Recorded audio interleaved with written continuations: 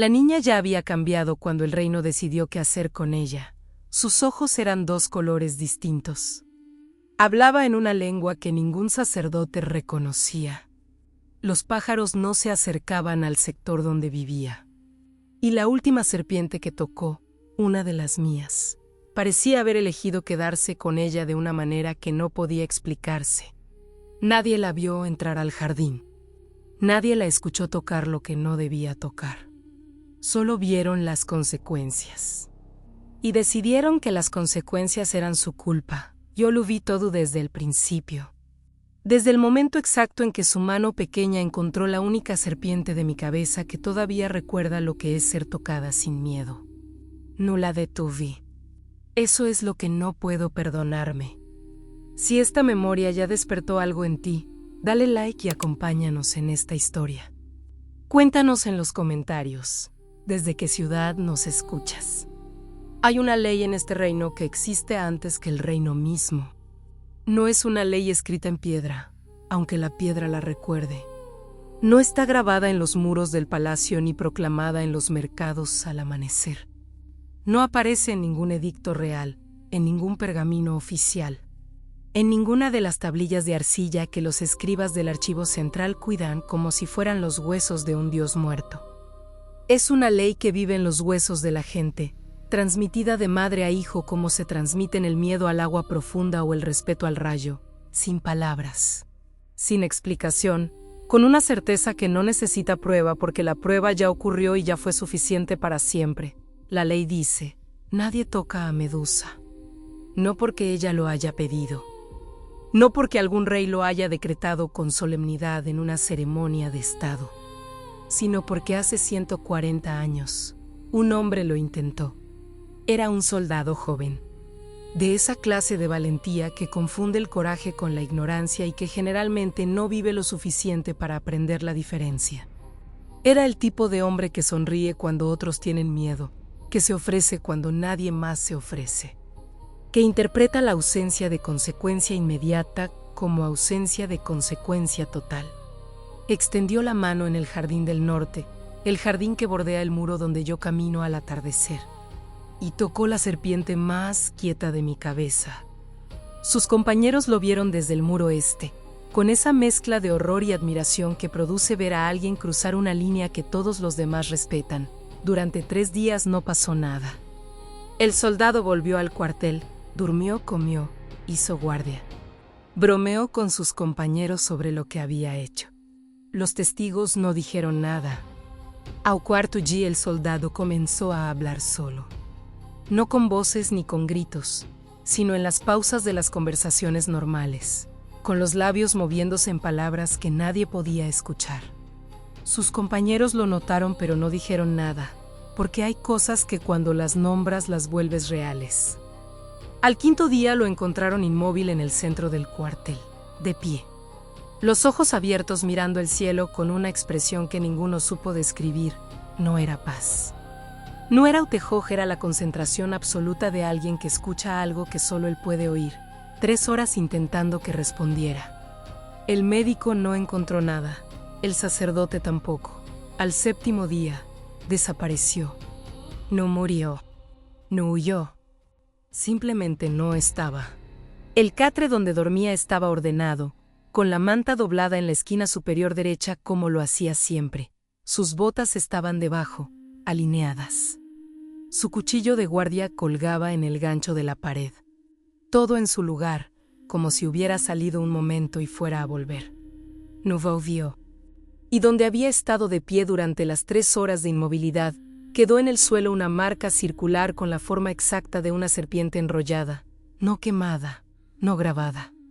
Simplemente presente como si siempre hubiera estado ahí y nadie la hubiera notado hasta ese momento. El reino decidió que yo lo había hecho. Yo no lo hice. Pero la verdad no importa cuando el miedo ya tiene una historia que contar. La verdad es complicada, el miedo es simple. Y los reinos casi siempre eligen lo simple. Desde entonces, el Jardín del Norte tiene un muro más alto. Los niños aprenden mi nombre junto con la advertencia. Como aprenden que el fuego quema o que el río crece en primavera, nadie se acerca. Nadie me pregunta. Los que tienen que hablarme lo hacen con los ojos fijos en algún punto a la derecha de mi cara, nunca directamente en los míos. Soy vista invisible al mismo tiempo. Es una forma de soledad que no tiene nombre en ningún idioma que yo conozca, y he conocido todos los idiomas del mundo, los vivos y los muertos. En todos ellos, la soledad tiene palabras.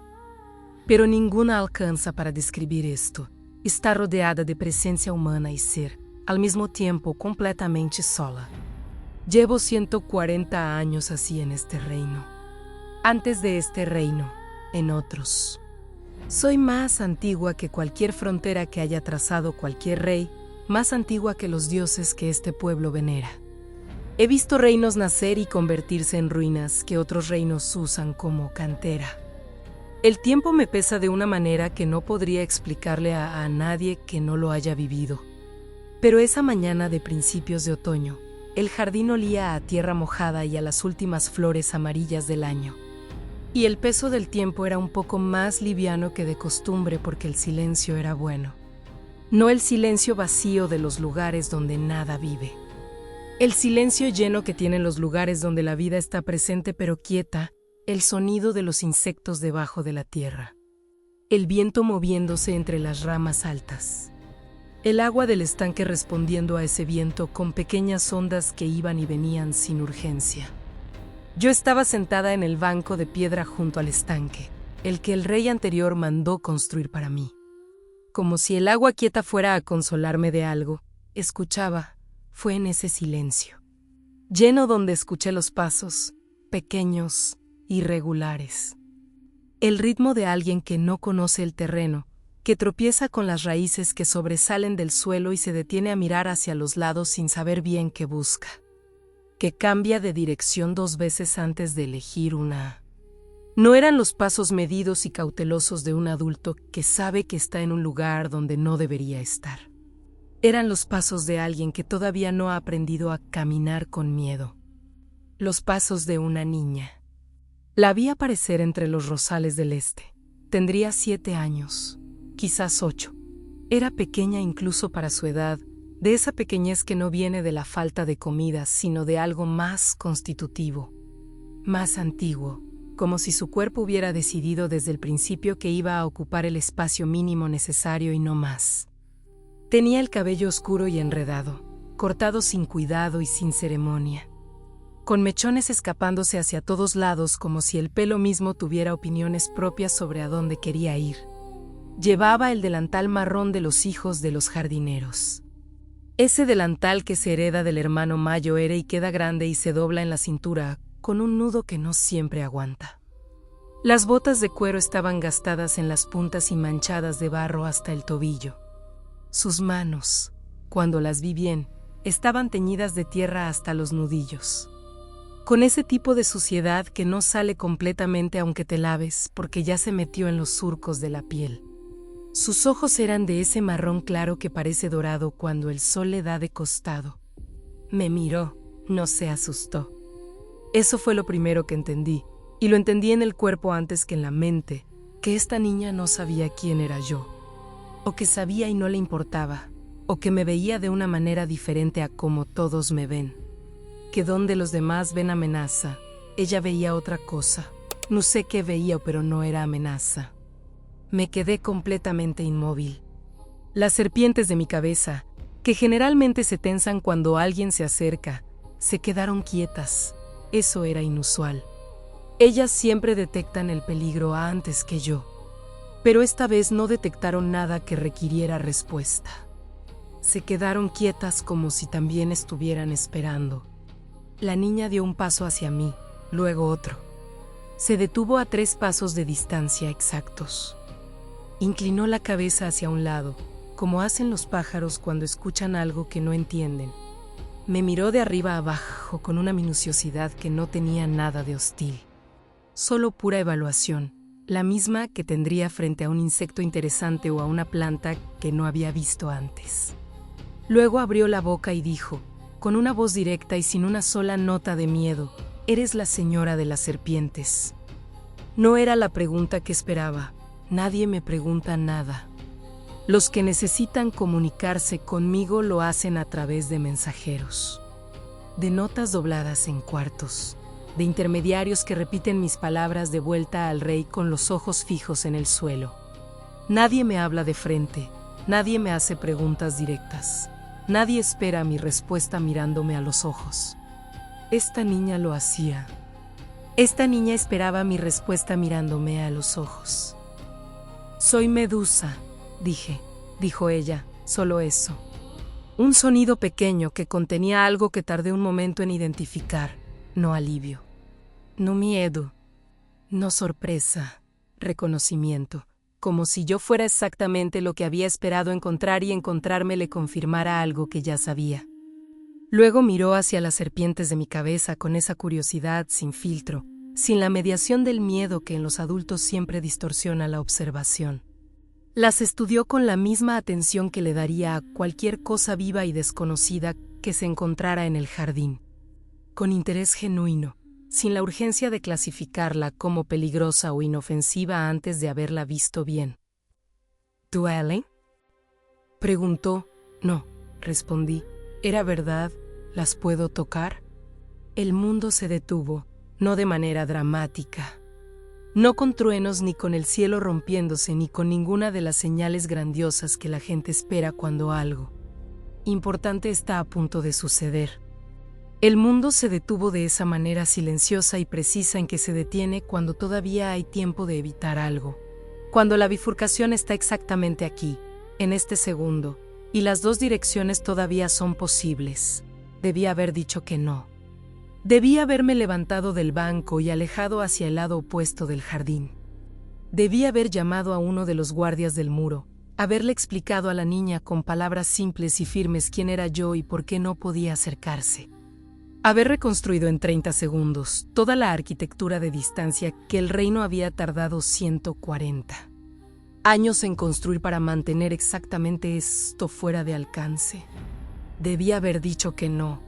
En cambio, hubo un segundo, completamente mío, donde algo dentro de mí que no había sido tocado en más de un siglo quiso saber cómo se sentía esto, ser vista sin miedo.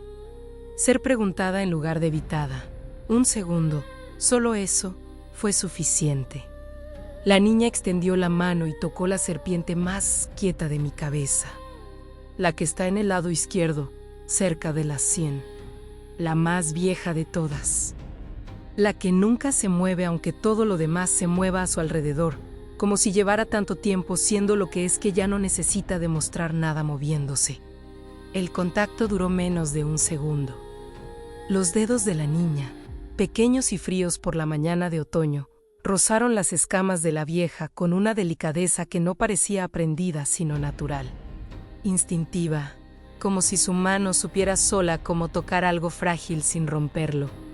La vieja no se movió, la niña retiró la mano, miró sus dedos. Los giró ligeramente en la luz del sol.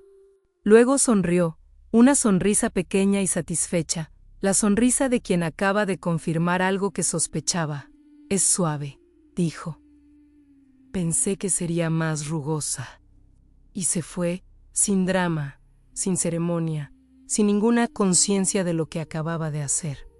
Si dio vuelta, trotó de regreso entre los rosales del este. Desapareció entre las ramas con el mismo ruido irregular de pisadas con el que había llegado. Yo me quedé sentada en el banco de piedra. Las serpientes de mi cabeza tardaron 3 latidos en volver a moverse. La vieja tardó más, y yo, sentada frente al estanque que reflejaba el cielo de otoño, empecé a entender, con la lentitud de las cosas que no quieres entender, lo que acababa de permitir. Esa noche, el rey me mandó llamar. La vi en la postura de los que estaban en la sala, una tensión específica que reconocí porque la había visto antes. En otras salas, en otros reinos, como el primer ruido que hace una estructura antes de que algo en ella ceda. El consejero Mayo Carraspeó puso sobre la mesa una hoja de papel doblada. Esta mañana, dijo, el jardinero jefe encontró una marca en el suelo del jardín del norte. Cerca del estanque, hizo una pausa. Una marca circular, con la forma de una serpiente enrollada, la misma que encontraron hace 140 años. Me miraron. Todos en la sala me miraron, incluyendo el rey, que generalmente me mira solo cuando es necesario, y esta vez me miró de la manera en que se mira algo cuando ya empezaste a preguntarte si va a convertirse en un problema. Yo no dije nada. El rey firmó una orden de inspección del jardín antes de que yo saliera de la sala. 4 guardias dos sacerdotes, revisión completa del perímetro.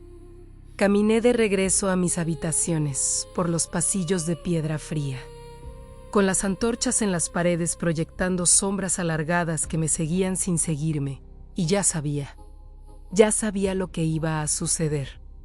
Ya sabía que el error que había cometido esa mañana no era el tipo de error que se puede deshacer.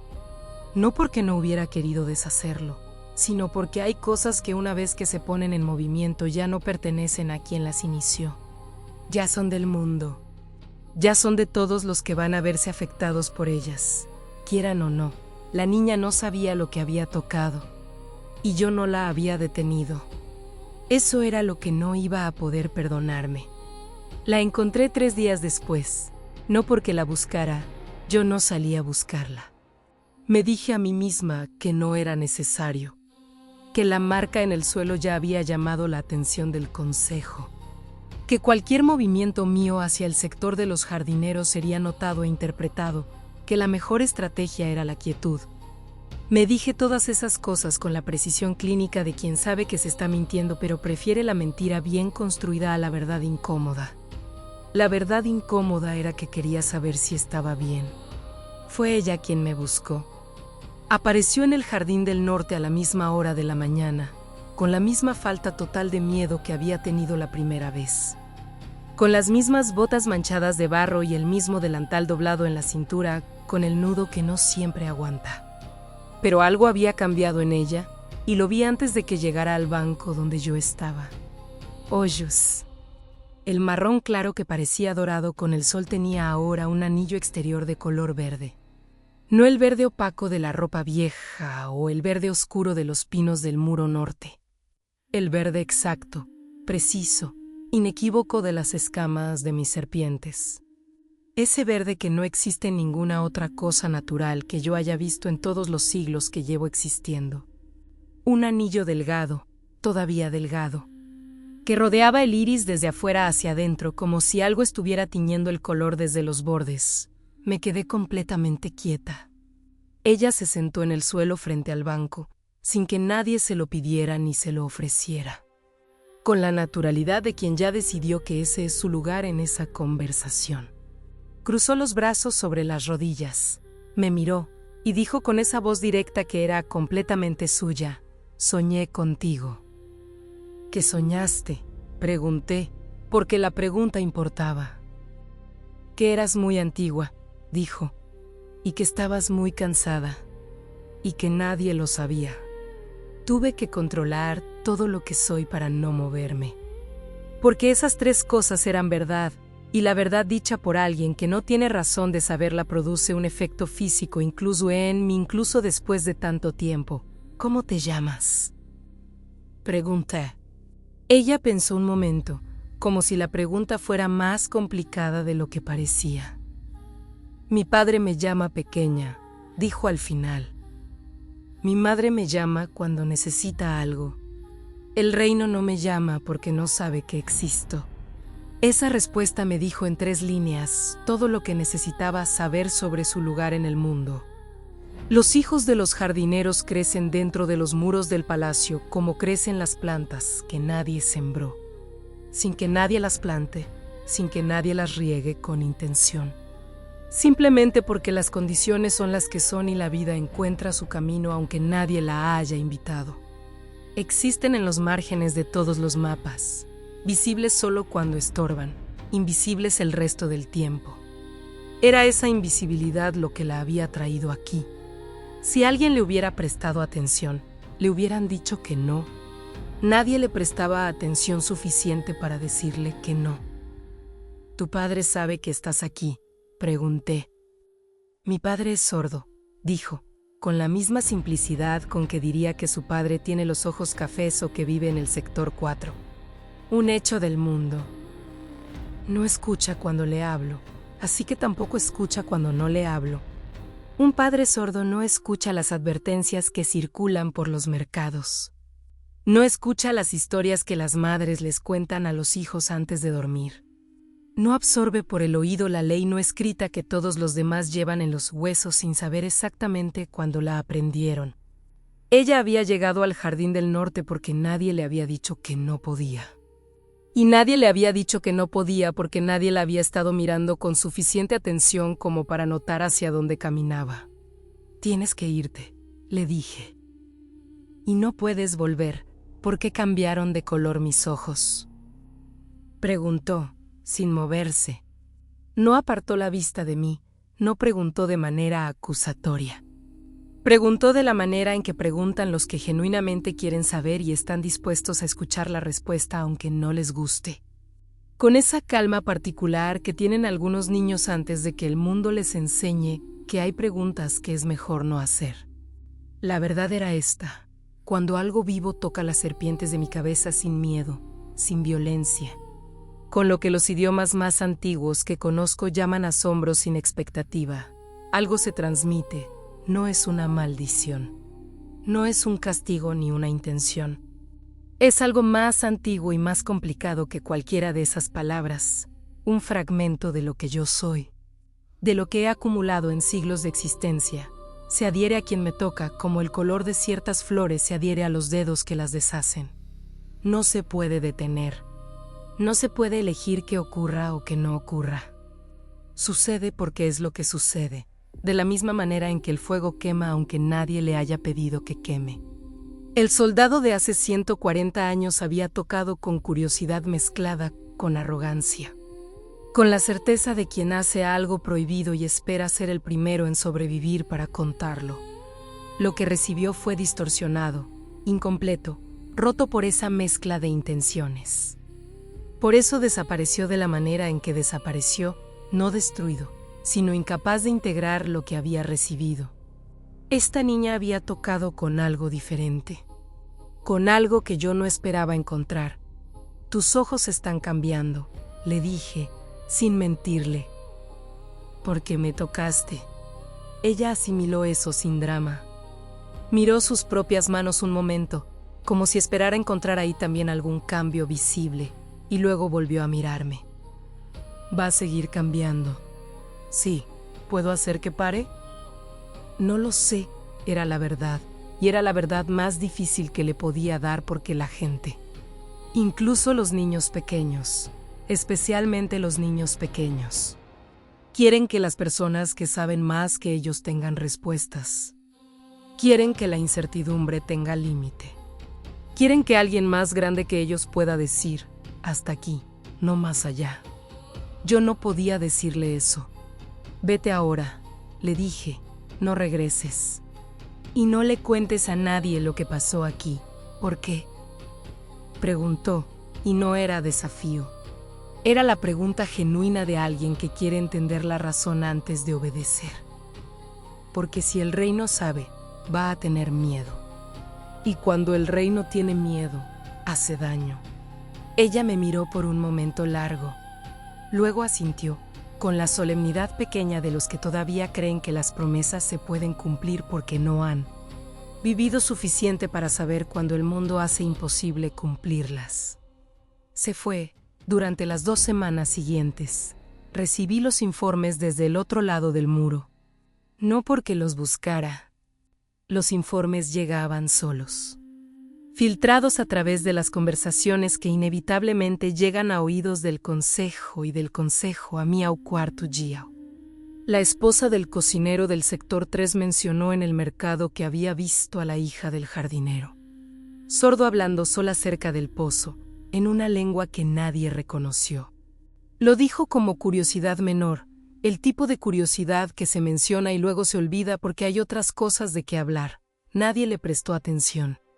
Al 7º día, el maestro de la pequeña escuela del barrio de los trabajadores le mandó una nota al padre. La nota decía que su hija había estado dibujando en todos sus cuadernos durante las clases, no los dibujos habituales de niños. Casas y soles y figuras de palitos, sino serpientes. Docenas de serpientes, dibujadas con una precisión inusual para la edad, enrolladas en posturas específicas que el maestro no reconoció, pero que yo habría reconocido al instante porque eran las posturas exactas de las serpientes de mi cabeza cuando están en reposo.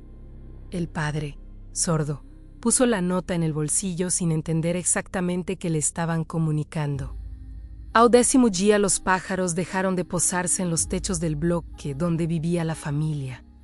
Los vecinos lo notaron porque el silencio repentino se sentía raro, como cuando alguien que siempre hace el mismo ruido de pronto no lo hace. Al 12º día, la madre de la niña fue al consejero del barrio. Dijo que su hija había cambiado, que ya no dormía de manera normal, que se quedaba despierta mirando el techo con los ojos abiertos y hablando en esa lengua que nadie entendía, que a veces en mitad de una conversación ordinaria sus manos brillaban con una luz verdosa muy tenue que desaparecía cuando uno miraba directamente, pero que volvía cuando uno miraba de costado. Dijo que tenía miedo de lo que su propia hija se estaba convirtiendo. El consejero del barrio lo reportó al consejero Mayoere. El consejero Mayoere me convocó esa tarde. La sala donde nos reunimos era pequeña, sin ventanas, con una mesa de roble y 2 sillas y una antorcha que siempre huele a aceite quemado y que proyecta una luz amarilla y nerviosa que hace que todos parezcan un poco más cansados de lo que están. Era la sala donde se manejan los asuntos que no deben llegar al rey directamente. Los asuntos que requieren primero ser entendidos antes de ser presentados. Los asuntos que podrían convertirse en algo o en nada y que alguien tiene que evaluar antes de decidir en cuál de esas 2 direcciones van. El consejero Mayoere puso sobre la mesa una lista de reportes. Los leyó en voz alta, con la calma profesional de quien presenta información sin permitirse todavía una opinión sobre esa información. Los ojos cambiados, la lengua desconocida. Los pájaros, los dibujos, la luz en las manos. Cuando terminó, me miró. ¿Sabes qué está pasando con la hija del jardinero del sector 4? Preguntó. Tuve que elegir en ese segundo exacto, y lo que me resultó más aterrador fue darme cuenta de cuántas cosas dependían de esa elección y cuán poco tiempo tenía para tomarla. Podía decir la verdad, ella me tocó, yo lo permití. Lo que está pasando es consecuencia directa de mi naturaleza y no de ninguna intención de daño hacia nadie. Podía ofrecer buscar una manera de ayudarla. Podía pedir tiempo para entender qué exactamente se estaba transmitiendo y si había alguna manera de guiarla a través de eso sin que se convirtiera en daño. Eso habría sido lo correcto. Pero mientras consideraba esa opción, vi también lo que vendría después de ella, la investigación inmediata. La cuarentena de la niña mientras el consejo evaluaba. El padre arrestado por negligencia al haber permitido que su hija entrara al jardín prohibido. La historia del soldado de 140 años resucitando en todas las conversaciones del palacio, con la velocidad con que resucitan las historias que el miedo quiere contar. Y debajo de todo eso, la niña sola en alguna sala de piedra, rodeada de sacerdotes que intentarían deshacer lo que no se puede deshacer porque no entienden lo que es. No sé qué está pasando, dije. Primera mentira activa. La dije con la voz plana de quien dice algo que ha decidido que va a decir y ya no tiene dudas al respecto. El consejero Mayoere asintió lentamente, con la expresión de quien recibió exactamente la respuesta que esperaba aunque no era la que quería.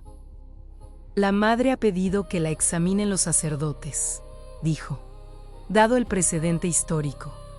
No terminó la frase. No necesitaba terminarla. Los dos sabíamos cuál era el precedente histórico y los dos sabíamos lo que significaba que ese precedente estuviera siendo invocado. Puede hacer que la examinen, dije. No van a encontrar nada que yo haya hecho intencionalmente. Era cierto. Y no era suficiente. Esa noche. sola en el jardín del norte con las serpientes de mi cabeza quietas y el frío de octubre empezando a instalarse en las piedras. Enfrenté el dilema real. Si confesaba ahora, la niña cargaba con las consecuencias de algo que no eligió. El padre iba a ser castigado por no haber visto lo que no podía ver porque era sordo y nadie le había dicho nada. Y el reino iba a usar este incidente para hacer exactamente lo que los reinos hacen con los incidentes que no entienden: convertirlos en la justificación de algo que ya querían hacer de todas formas. Si seguía callada, los sacerdotes no iban a encontrar la causa. El reino iba a inventar una explicación. Y las explicaciones que los reinos inventan cuando no tienen la verdad son siempre más crueles que la verdad misma. Porque la verdad al menos tiene límites y la imaginación del miedo no los tiene. Dos opciones, ambas con daño incorporado. Ninguna salida que no dejara a alguien peor de lo que estaba antes. Y debajo de todo eso, más profundo que cualquier cálculo político o estratégico, había una pregunta que llevaba días intentando no formularme directamente porque formularla significaba admitir que sabía la respuesta y que la respuesta era aterradora. ¿Cuándo había visto yo esto antes? Porque lo había visto. En algún lugar de los siglos que llevo cargando, había un momento que se parecía a este. Una persona que me tocó con la misma inocencia, una transformación que no pude detener. Un reino que tuvo miedo. No recordaba el final de esa historia. Y eso, más que el dilema del consejero Mayoere. Más que los reportes de los pájaros y los ojos verdes y las lenguas muertas. Era lo que hacía que las serpientes de mi cabeza no encontraran posición cómoda en esa noche de octubre y que el frío de las piedras del jardín se sintiera más frío que de costumbre. Había algo que yo no recordaba. Y lo que no recordamos generalmente es lo que más nos importa. Los sacerdotes la examinaron un martes por la mañana. Yo lo supe porque el viento del sector 4, cuando viene del ángulo correcto en los días fríos de octubre, trae consigo los sonidos de los patios interiores del barrio de los trabajadores. No las palabras, que se pierden en la distancia, pero sí los tonos, que sobreviven más que las palabras porque el tono es físico de una manera en que las palabras no lo son. Y el tono de ese martes tenía la calidad específica inconfundible. De las cosas que están yendo mal de una manera que todavía puede empeorar más, eran 4 sacerdotes. Los eligieron por su experiencia con lo anómalo, con las cosas que no encajan en ninguna categoría reconocida y que requieren por tanto el tipo de evaluación que va más allá de los diagnósticos habituales. Los prepararon durante 2 días antes de enviarlos, oraciones de protección, aceites específicos. Los instrumentos de medición que usan para detectar influencias externas sobre cuerpos humanos. Todo el aparato ritual que el reino despliega cuando quiere demostrar que está tomando algo en serio. La niña los recibió en el umbral de su casa. Me lo contó el consejero Mayoere esa tarde, en la misma sala pequeña sin ventanas, con la misma antorcha y la misma luz amarilla y nerviosa. Los sacerdotes habían pasado 4 horas con ella. Le habían hecho preguntas en 3 idiomas distintos. Le habían aplicado los aceites rituales. Habían medido la temperatura de su cuerpo y la del aire alrededor, que resultaron ser 2 cifras distintas cuando deberían haber sido la misma. Habían intentado que repitiera ciertos textos sagrados y ella los había repetido sin pausa, como si los supiera de memoria aunque nunca se los hubieran enseñado. Ypsilons ojos. Los sacerdotes habían documentado el color con mucho cuidado porque el color era lo más difícil de ignorar. En 4 horas de examen, el verde del anillo exterior había avanzado. Ya no era un anillo delgado en el borde. Era la mitad exterior del iris, una media luna verde que comía el marrón desde afuera hacia adentro con una lentitud que solo era perceptible si uno los observaba durante un periodo de tiempo largo. El diagnóstico oficial de los sacerdotes fue el que yo esperaba. No encontraron explicación natural. Recomendaron cuarentena preventiva mientras se continuaban las investigaciones. Cuarentena en el edificio de piedra del sector este, el que no tiene ventanas en los pisos bajos. El que se usa para las epidemias y para las cosas que el reino todavía no sabe cómo categorizar pero que considera necesario contener mientras decide. El padre también, dijo el consejero Mayoere. Por negligencia posible.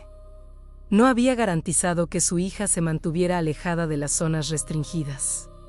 Hizo una pausa que calculé exactamente. La madre no, la madre fue quien hizo la denuncia. El consejo la consideró parte de la solución y no del problema. Una madre que entrega a su hija para salvarse a sí misma. Y el reino la premia por eso. Hay cosas que uno ha visto 20 veces en 20 siglos y que siguen doliendo igual. Voy a hablar con el rey, dije. El consejero Mayoere se quedó absolutamente inmóvil. En los 30 años que llevaba en ese cargo, lo había visto procesar noticias difíciles. Decisiones imposibles, crisis que amenazaban la estabilidad del reino. Nunca lo había visto quedarse tan quieto como en ese segundo. Con esa quietud de quien de pronto entendió que el problema que creía que iba a poder contener en esta sala pequeña ya no cabe en esta sala pequeña. No es recomendable, dijo finalmente, con la voz plana de quien sabe que la recomendación ya no importa. No te estoy preguntando si es recomendable. Los guardias se apartaron de mi camino sin que yo lo pidiera, siempre lo hacen. No porque haya ninguna instrucción de hacerlo. Simplemente porque el espacio entre mi cuerpo y el de ellos se amplía de manera instintiva cuando me acerco. Como amplía el espacio cualquier cosa que el instinto de alguien identifica como algo frente a lo cual es mejor tener distancia. No es miedo exactamente. Es el movimiento previo al miedo. El movimiento que ocurre antes de que el cerebro haya terminado de procesar qué es lo que está evaluando. El rey tenía 42 años y llevaba 20 gobernando. Era un hombre que en esos 20 años había tomado muchas decisiones difíciles con una coherencia que yo reconocía y respetaba, aunque no siempre estuviera de acuerdo con las decisiones. Me recibió de pie, que era la postura que adoptaba cuando no quería que una conversación se extendiera más de lo necesario, cuando quería reservarse el control del tiempo y del espacio. Medusa, dijo. La niña no hizo nada malo, dije, sin preámbulo, porque el preámbulo era tiempo que ella no tenía. Lo que está pasando con ella no es una maldición ni una contaminación. No representa ningún riesgo para el reino. Sé cuál es el origen, él esperó. No dijo nada, lo cual era su manera de decir, continúa, pero sé consciente de que lo que dices a partir de aquí va a tener peso. ¿Cuál es el origen? Preguntó cuando quedó claro que yo iba a esperar su pregunta antes de continuar. Y ahí llegué al momento que llevaba días evitando y que ya no podía seguir evitando. Podía construir algo. Era hábil con los idiomas y con las verdades a medias. Había sobrevivido siglos enteros con esa habilidad. Pero miré al rey y tomé la decisión que sabía que iba a costarme caro. Me tocó, dije. Entró al jardín por accidente. No conocía la ley, tocó una de las serpientes. Lo que le está pasando es el resultado directo de ese contacto. El silencio que siguió duró exactamente el tiempo suficiente para que yo contara los mosaicos del piso entre mis pies y las patas del escritorio del rey 12 mosaicos. Octagonales, de piedra gris y piedra crema alternadas. ¿Lo permitiste? Preguntó, no era acusación todavía. Era geometría, necesitaba entender exactamente la forma del problema antes de poder hablar de soluciones. Sí. ¿Por qué? Era la pregunta que no esperaba, la pregunta debajo de la pregunta obvia. Y me tomó un momento responderla porque la respuesta verdadera era pequeña y humana y no estaba segura de que el rey fuera a saber qué hacer con ella. Porque quería saber cómo se sentía, dije. Que alguien me tocara sin miedo. El rey me miró durante un segundo de una manera diferente a cómo me había mirado siempre, no con más miedo, con algo más parecido al reconocimiento. Como si esa respuesta específica, esa respuesta pequeña y humana, Le hubiera dicho algo sobre mí que en 30 años de compartir el mismo reino no había podido decirle nada más. Se sentó. Puso las palmas de las manos sobre el escritorio. ¿Puedes revertirlo?, preguntó. No lo sé, nunca había ocurrido así. ¿Qué es exactamente lo que se está transmitiendo? Fragmentos de lo que soy, memoria, percepción, maneras. De ver el tiempo y el lenguaje que son mías y que ahora están siendo absorbidas por ella. Hice una pausa. No es daño. Es transmisión. Pero sé que el reino no va a hacer esa distinción. El rey se levantó, caminó hasta la ventana, miró el patio de abajo donde los guardias del turno de noche estaban haciendo el cambio. Los observó durante un momento con esa expresión que tienen los que están pensando en algo completamente distinto a lo que están mirando. Si es tu Sisabi, dijo sin darse vuelta, el reino va a querer una respuesta. Van a querer a alguien responsable. Lo sé. Y si tú eres la responsable, lo soy, entonces van a pedir que te vayas. Se dio vuelta, me miró. Llevan 140 años esperando una razón para pedirte que te vayas. No porque seas un peligro real, sino porque eres un recordatorio de cosas que les resulta más cómodo olvidar. Y este incidente les va a dar exactamente la razón que necesitan. Lo sé, repetí, por tercera vez. Y en esa tercera vez la frase ya no era solo reconocimiento, sino aceptación. Y aún así me lo estás diciendo. Porque la niña no puede quedarse en cuarentena por algo que yo hice. El rey me miró durante mucho tiempo. Era el tipo de mirada que evalúa no solo lo que estás diciendo, sino la distancia que hay entre lo que estás diciendo y lo que estás dispuesto a pagar por ello. Al final, asintió una sola vez, con la brevedad de los que saben que el gesto tiene más peso que las palabras que lo rodean. Dame 3 días, dijo. Voy a intentar manejar esto antes de que llegue al consejo completo. Ypsilanti, sale de cuarentena esta noche, el padre también. Lo declaro error de diagnóstico de los sacerdotes, exceso de precaución, caso cerrado administrativamente. Hizo una pausa. Pero Medusa, si en 3 días esto escala, si la gente habla, si la niña sigue cambiando de manera visible y pública, no voy a poder protegerte, y tampoco voy a poder protegerla a ella. ¿Entiendes lo que te estoy diciendo? Entiendo. Salí del palacio antes de que anocheciera. Fui directo al sector 4, no porque hubiera decidido conscientemente ir. Mis pies tomaron esa dirección y yo lo seguí, que es la manera en que el cuerpo toma ciertas decisiones antes de que la mente haya terminado de deliberar. Las casas del sector 4 eran todas iguales, paredes de adobe gris, techos de teja marrón, calles angostas que olían a humo de cocina y a tierra húmeda. La encontré en el umbral de su casa, sentada en el escalón de piedra del umbral, con las rodillas contra el pecho y los brazos rodeándolas. Y los ojos, ahora completamente verdes, sin rastro del marrón que habían tenido 3 semanas antes, mirando el espacio frente a ella con una concentración que no era la concentración habitual de una niña de 8 años mirando el espacio. Era la concentración de alguien que está escuchando algo que los demás no pueden escuchar. Me vio llegar desde el otro extremo de la calle, no se movió, me esperó.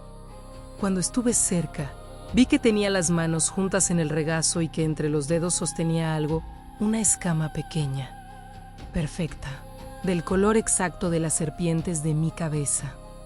Una escama que se había desprendido de la vieja durante el toque y que la niña había guardado sin decírselo a nadie. Me senté a su lado en el umbral de piedra.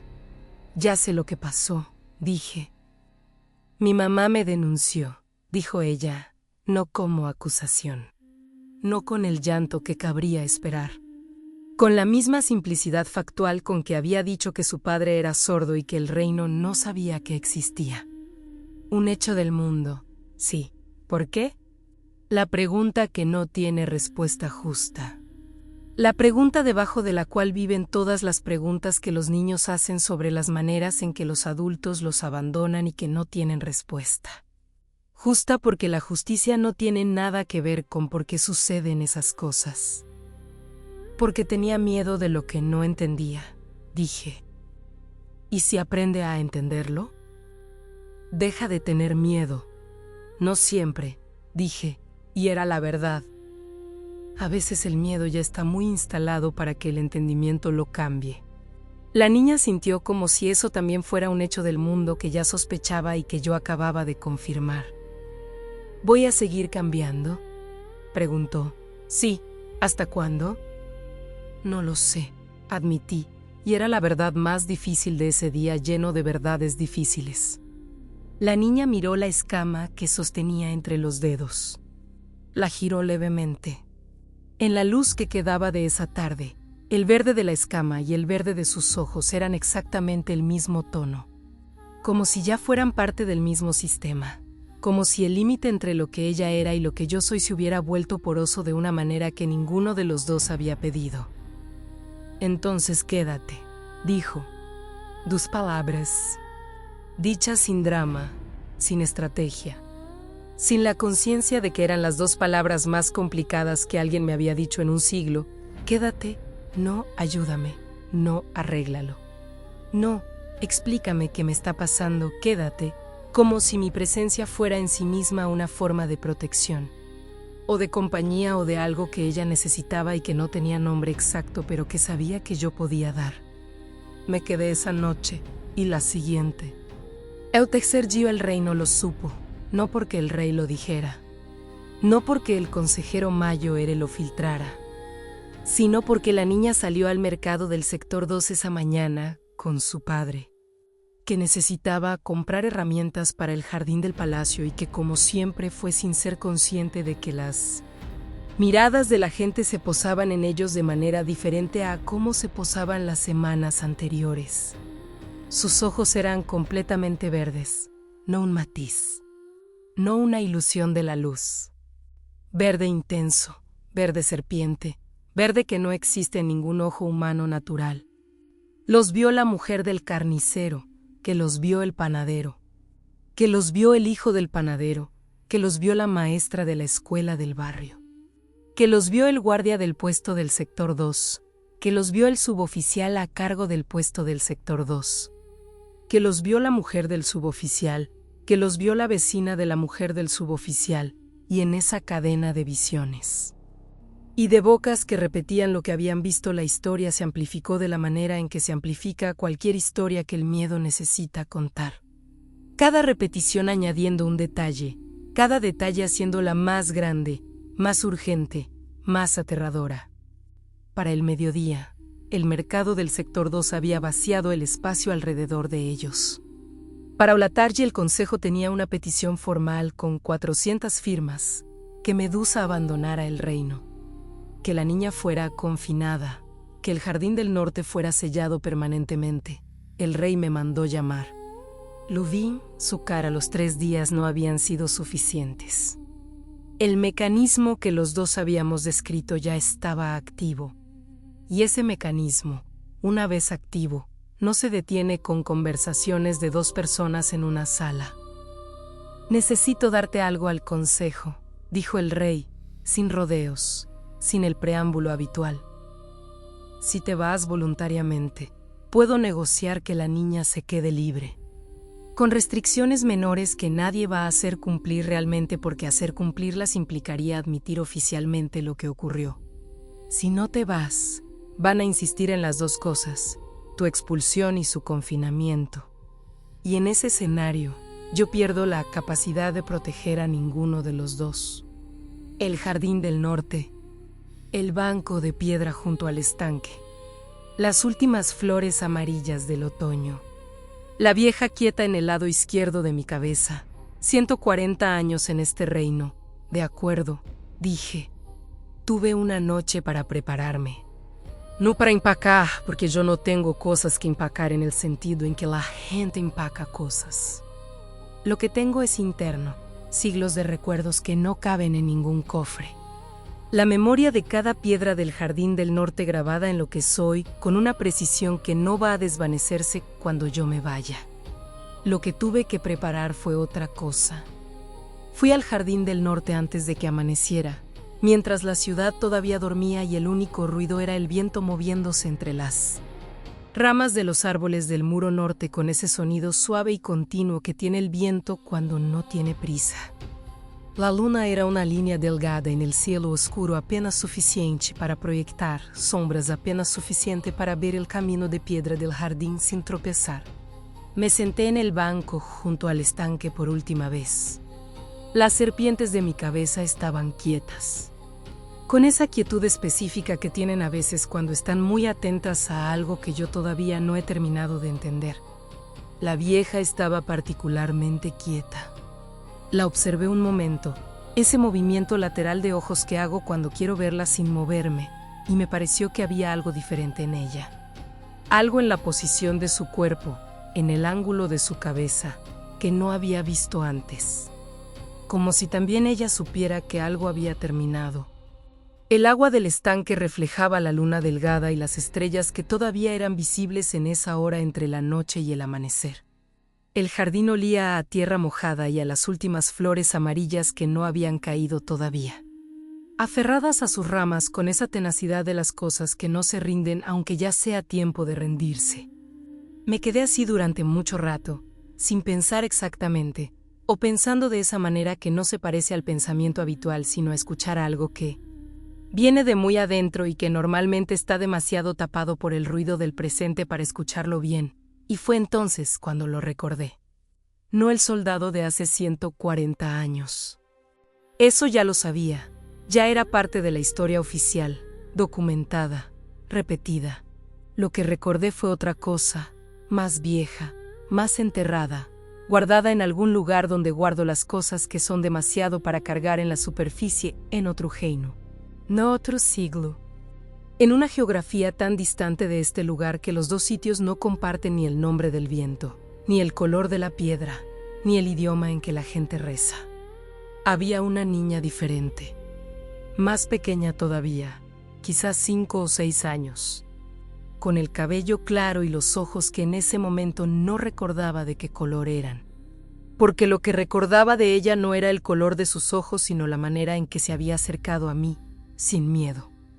Con esa curiosidad sin filtro, con asombro sin expectativa. Me había tocado. Y yo, en ese otro reino, en ese otro siglo, me había ido antes de que el miedo llegara. Me había ido pensando que eso la protegería, que si yo no estaba, el miedo no tendría objeto, que sin mi presente, la transformación de la niña sería inexplicable pero inofensiva. Sin nadie a quien señalar, sin nadie sobre quien construir una historia. No la protegió. Sin mi presente para explicar lo que estaba pasando, sin nadie que conociera la naturaleza de la transmisión y supiera que no era peligrosa. El reino de ese lugar, en ese siglo, tomó sus propias decisiones. Las decisiones que los reinos toman cuando se enfrentan a algo que no entienden y que no tienen el tiempo o la paciencia o la voluntad de aprender a entender. No recordaba los detalles. Los había bloqueado de la manera en que se bloquean las cosas que son demasiado. Pero ahí estaban, en ese jardín oscuro de octubre, la verdad que había estado guardando sin saber que la guardaba. Esa niña no había sobrevivido el miedo de su reino. Y yo me había ido pensando que era lo mejor que podía hacer por ella. Me quedé en el banco hasta que el cielo empezó a cambiar. Ese momento exacto antes del amanecer, cuando el negro se vuelve azul muy oscuro y las estrellas empiezan a apagarse una por una. Primero las más tenues y luego las más brillantes, como si el día llegara recogiendo la noche de a poco. La historia no es que el toque de Medusa destruye. La historia es que el miedo de los reinos destruye lo que el toque de Medusa transforma. Esa era la verdad que había estado guardando sin poder mirarla directamente, que yo no soy el peligro, soy la excusa. El origen de la narrativa que el miedo necesita para justificarse, para darle un nombre y una dirección a lo que de otra manera no tendría ninguno de los dos. El miedo existiría de todas formas, siempre existe. Lo que yo hago es darle una forma. Fui a buscar a la niña cuando el sol ya estaba sobre el horizonte, pero todavía abajo. Todavía con esa luz oblicua y dorada que tienen las mañanas de otoño temprano, cuando todo proyecta sombras largas y los colores del mundo tienen una intensidad que no tienen a mediodía. La encontré en el mismo umbral de siempre. Despierta, sentada en el escalón de piedra, con la escama de la vieja todavía entre los dedos. Sus ojos verdes captaban la luz del sol de una manera que los ojos normales no capturan, no reflejándola, sino absorbiéndola. Como si hubiera algo detrás de ellos que necesitara esa luz y la tomara directamente. «Me voy hoy», le dije, sentándome a su lado en el escalón. Ella asintió. Una vez, sin sorpresa, sin llanto, con la aceptación quieta de los que ya perdieron ciertas cosas y aprendieron que la aceptación no hace que duelan menos, pero sí hace que se puedan seguir cargando. ¿Qué sientes cuando te brillan las manos?, pregunté. Era la pregunta que nadie le había hecho todavía. Todos habían descrito lo que veían desde afuera. Los sacerdotes habían medido, observado, documentado. Nadie le había preguntado lo que ocurría desde adentro. Ella se miró las manos. Las abrió con los dedos extendidos, como si buscara ver en ellas la respuesta a mi pregunta. «Siento que algo quiere salir», dijo despacio, buscando las palabras con la precisión de los que no tienen vocabulario todavía para lo que están describiendo, pero saben exactamente lo que quieren describir. Como cuando tienes una palabra en la boca pero no sabes en qué idioma decirla. Y si te quedas quieta el tiempo suficiente, a veces sale sola. Y cuando sale, es como si supiera cosas que yo no sé que sé, las lenguas que hablaba cuando hablaba sola. Los idiomas que los sacerdotes no reconocían. Los que ningún vivo hablaba porque pertenecían a civilizaciones que ya no existían. A mundos que yo había conocido cuando todavía estaban vivos y que ahora solo vivían en mí.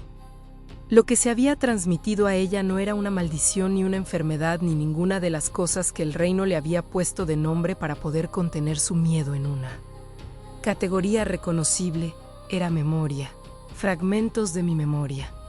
Las lenguas que aprendí cuando esas civilizaciones todavía existían. Las maneras de ver el tiempo que desarrollé en siglos de existir por encima del tiempo lineal que experimentan los mortales. La capacidad de percibir ciertas cosas antes de que ocurran, que no es magia, sino simplemente el resultado de haber visto suficientes veces el mismo patrón como para reconocerlo cuando empieza. Ella no estaba contaminada, estaba heredando. «Hay cosas que vas a poder hacer que nadie más va a poder hacer», le dije. «Y eso va a asustar a mucha gente durante mucho tiempo, quizás siempre». Es una pausa. Elegí las palabras con cuidado porque las palabras que se dicen en ciertos momentos se quedan y quería que las que se quedaran en ella fueran las correctas. Pero no es malo lo que te pasó. Es diferente. Y diferente en este mundo todavía cuesta demasiado caro, aunque no debería. Ella giró la escama entre los dedos. «¿El reino me va a tener miedo para siempre?», preguntó. «Quizás», dije, con la honestidad que le debía. «Pero el miedo del reino no define lo que eres. Solo define lo que el reino es capaz de ver, que es mucho menos que lo que existes». No estaba segura de que entendiera eso completamente. Era mucho para una niña de 8 años. Pero lo dije de todas formas porque era verdad y porque había algo en ella que recibía las verdades complejas de una manera diferente a cómo las reciben los adultos. No tratando de procesarlas todas de inmediato, sino guardándolas en algún lugar interno para procesarlas cuando llegara el momento en que su vida las necesitara. «¿Vas a volver?», preguntó. La pregunta más pequeña y más grande al mismo tiempo. El sol ya estaba por encima de los techos de las casas del sector 4. En algún lugar del barrio, alguien había encendido un fuego y el olor a madera quemada se mezclaba con el olor a tierra húmeda de la mañana. Un gato cruzó la calle frente a nosotras sin mirarnos, con la indiferencia soberana de los gatos que nunca han aprendido que se supone que deben prestarle atención a las cosas importantes. No lo sé, dije, era la verdad. No sabía hacia dónde iba ni si había un lugar al que ir que fuera diferente de los lugares a los que siempre voy. Pero lo que llevas adentro ya es tuyo. No se va conmigo. No puede quitártelo el reino, ni los sacerdotes, ni nadie. Lo que eres ahora ya eres para siempre. Las serpientes de tu cabeza, dijo después de un momento. La que toqué tiene nombre. No esperaba esa pregunta.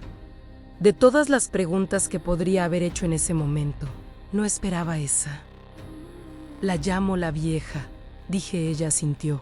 Cerró los dedos alrededor de la escama. Gracias, dijo. Solo eso, 2 palabras, como las 2 palabras con que 3 días antes me había pedido que me quedara. Con la misma economía, la misma precisión de los que dicen exactamente lo que quieren decir y nada más. Salí del reino antes del mediodía. El rey me vio partir desde la ventana del ala norte del palacio. Lo supe porque cuando miré hacia atrás, una sola vez, antes de que el camino doblara y el palacio dejara de ser visible, había una figura en esa ventana. No se movió, no saludó. Solo estaba ahí, observando, como cumplen su parte del acuerdo los que saben que es un acuerdo y que les costó algo firmar. Los guardias del portón principal se apartaron. El portón se abrió. El camino de piedra que sale del reino hacia el norte estaba vacío en esa hora de la mañana. Con el sol de costado proyectando mi sombra larga hacia el oeste y las serpientes de mi cabeza moviéndose con el ritmo del caminar. Ese movimiento que es el único movimiento que me parece completamente natural después de tanto tiempo. Caminar hacia donde todavía no he estado. La última noticia que recibí de ese reino, semanas después, cuando ya estaba muy lejos, llegó por uno de esos canales indirectos por los que viajan las noticias que nadie se ofrece a entregar directamente, pero que de todas formas encuentran su camino hasta quien necesita recibirlas. La niña había empezado a enseñar. No a los niños del sector 4, que todavía tenían el miedo que sus padres les habían transmitido, sino a los viejos, a los que vivían en el sector de las casas de los mayores, al este del barrio de los trabajadores, los que ya habían perdido demasiado en sus vidas para tener energía suficiente para el miedo. Ella se sentaba con ellos por las tardes y les hablaba, a veces en el idioma de siempre, a veces en esas lenguas que salían solas de ella, esas lenguas que nadie reconocía porque pertenecían a mundos que ya no estaban. Nadie entendía las palabras, pero todos decían que los hacía sentir algo que no sabían nombrar con exactitud. Algo que en los idiomas que conocían se aproximaba a lo que llaman paz, aunque ellos sentían que esa palabra se quedaba corta, que lo que sentían era más parecido a recordar algo que siempre habían sabido y que por alguna razón habían olvidado con los años. El reino nunca entendió lo que ella era. Los reinos rara vez entienden lo que tienen hasta que ya no lo tienen, y a veces ni siquiera entonces. Yo seguí caminando, como llevo siglos caminando, buscando el momento en que alguien se acerca sin miedo y el mundo decide no castigarlo por eso. Todavía no he encontrado ese momento. Pero la escama que la niña guardó entre sus dedos todavía existe en algún lugar del mundo. Y la vieja, en el lado izquierdo de mi cabeza, todavía recuerda el toque. El rey no olvidó a la niña. Pero la niña no olvidó lo que llevaba adentro, y eso fue lo que cambió todo. Si esta memoria te llegó al alma, suscríbete y acompáñanos en las historias que aún quedan por recordar. Cuéntanos en los comentarios, ¿desde qué ciudad nos escuchas? Y no te vayas ahora. La historia que aparece en pantalla es otra memoria que Medusa nunca olvidó.